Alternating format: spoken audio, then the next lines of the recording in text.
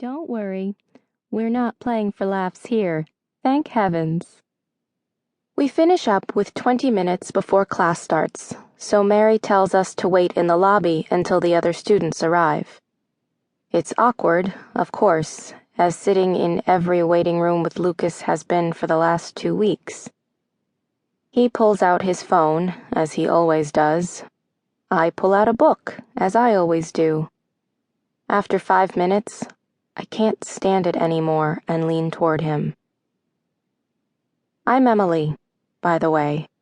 I know you're Lucas, but maybe you don't know my name, so there you have it. Emily. He looks up. I know your name. Richard always warns me not to get too sarcastic with people who have no visible sense of humor. They don't take it well, he tells me. They think you're making fun of them, because usually you are. But I can't help it. Oh, okay. Well, as long as we're doing this together for the rest of the semester, I just thought I'd make sure. We don't need to be friends or anything, but maybe the odd hello wouldn't kill us. I don't know about that, Lucas says, twisting around in his chair. This may kill us. We'll have to see. I can hear Richard's voice in the back of my head. You shouldn't go around telling stupid people what you think all the time. First of all, they won't understand what you're saying because they're stupid. Secondly, they'll hate you. I want to, though. I want to say, look, Lucas, why don't we try and do this thing right?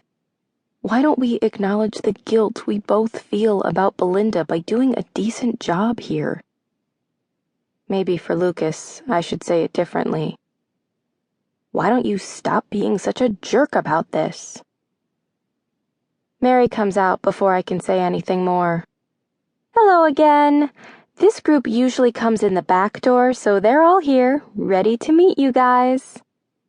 We stand up, and suddenly I'm more nervous than I expected to be. I don't know any people with disabilities. I'm not sure why I thought this would be a good idea. Mary walks us up the hallway and opens the door to a brightly painted room with about a dozen people sitting in a circle. It's pretty obvious they're all disabled. Though no one's in a wheelchair, they all look a little different. One woman is wearing a bright lime-colored sweater, sweatpants, and flip-flops. Another man is wearing a wool hat and gloves on his hands, though it isn't cold in the room, or outside, for that matter. Okay, everyone, I want to introduce Emily and Lucas. They'll be our new volunteers for this session. They're both in high school, which means they're a little younger than you folks. So you remember what that means?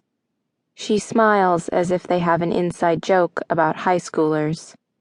Apparently they do, because a ripple of laughter travels through the group.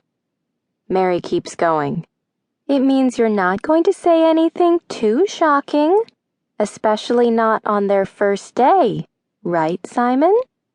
Right, Thomas? Everyone laughs again. Okay, what do we do when new folks join our class?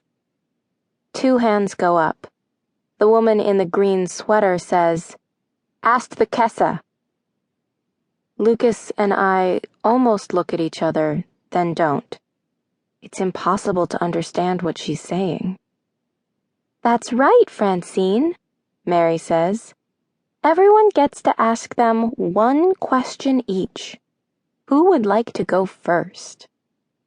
6 hands shoot up. Mary laughs.